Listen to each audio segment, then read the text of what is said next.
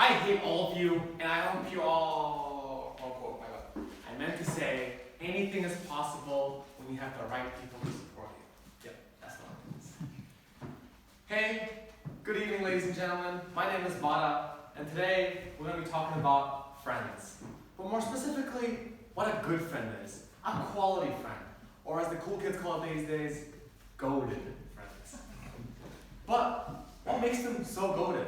What did they do to separate themselves from colleagues or just acquaintances? It all boils down to 3 points. Constant support and presence, almost to a point of annoyance.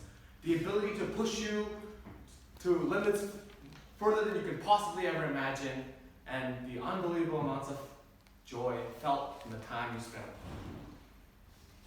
And if your friend is able to provide any one of these points, congratulations, ladies and gentlemen, you already have a good friend in your life. But let's back up a little bit. Let's get into detail about Bada's 3 rules to friendship. To start it off, support. What is support? It is actually the simplest one out of these 3 rules. Just be there consistently. And the key word in that sentence is consistently. It's not about showing support when you have the time for it, when you feel like it, when you want to be a good person. No. If you want to be a good friend, you must demonstrate the ability to be there for them at any given moment. Because it is the feeling of someone being there, watching your back, that affects your friends the most. The stability and calmness you feel, knowing that you're able to take risks and chances in your life without hesitation, is the true fruition of your constant support. I'll take an example for myself. I'm an ambitious person, as you can call it. I love to be in higher situations and shoot for the stars, as they call it. So, when everything blows up in my face spectacularly, my friends will always be there to laugh at me, clown me, make fun of me, tell me I'm bad, but also be there to support me, make sure that I'm okay, make sure that I'm able to keep going.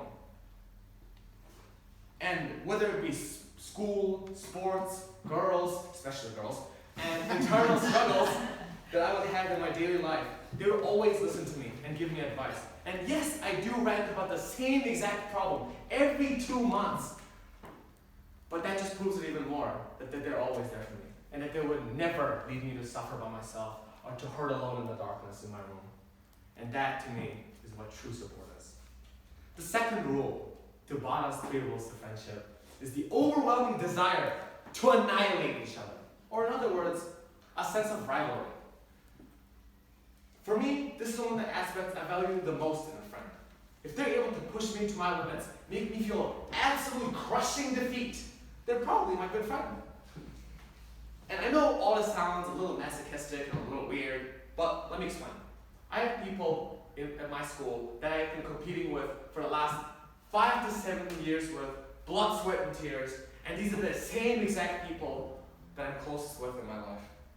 Whether it be sports, academics, or just in life in general, it doesn't matter. Because when you compete with someone with such a healthy, burning desire to beat their face in, you put everything you have on the line, and a new level of vulnerability is presented. A level of vulnerability that can only be expressed by someone who is giving 100% of what they have for what they believe in. But make no mistake, it must be healthy.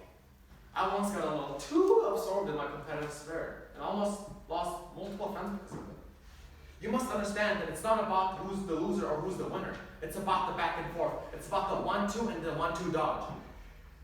And it's about how you and your friends are developing as people. So when life gets both of you down, you'll be both strong enough to fight the world together. And the last rule to Bada's 3 rules to friendship is to have fun. What is the point of having good-ass friends if you can't have a banging-ass time and create unforgettable memories? There's no explanation needed for this, I feel like. Life is about having fun and enjoying the life you're given. And I'll tell you this, it is so much more enjoyable when you have people around you that accept you for who you are. There's no pressure to be someone you're not, to act a certain way. You can be open as you want, because if you're not able to do that, you're not having fun. You ain't enjoying yourself or the time you're spending with them. You're too worried about keeping a fake image of yourself that you even hate to even think about enjoying what's happening around you. I have fallen into this trap more times than I can count, and I still do to this day. You have to realize that If there's any pressure from the people around you to change yourself into someone that you don't want to be, move yourself. Because those are not good friends.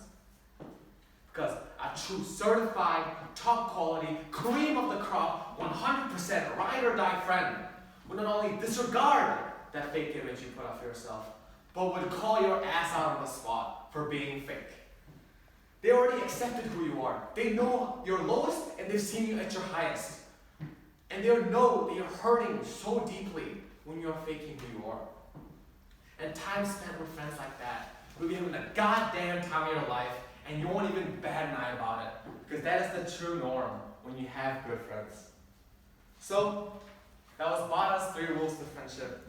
And like I said, if your friend follows just one of these rules, you have a good friend. But that doesn't mean they can't follow all 3. And if you have a friend that actually follows all 3 of these rules, you hit the jackpot of friends. And you should treat them as if they're once in a lifetime. Because they are. And one last thing, secret, hidden 4th rule of Bada's rules to friendship is that you gotta reciprocate these efforts. If your friend stays up until 3 a.m. listening to you cry and weep like a dying whale, you gotta do the exact same thing back and pick them up when they're down. If your friend is coming at you 100% trying to beat you and crush you, you gotta hit him with the 1-2 as well. And if your friend is able to accept you for who you are, no matter how weird you are, the only possible course of action is for you to love them unconditionally and accept them for who they are as well. You get the point. You just gotta give the same energy back. You can't expect to have good friends if you're not a good friend yourself. So, ladies and gentlemen, I'll leave you with this. I know you have been evaluating your friends like a psychopath throughout this entire speech. But also I want you to realize if you have been a good friend to them as well. Thank you. That's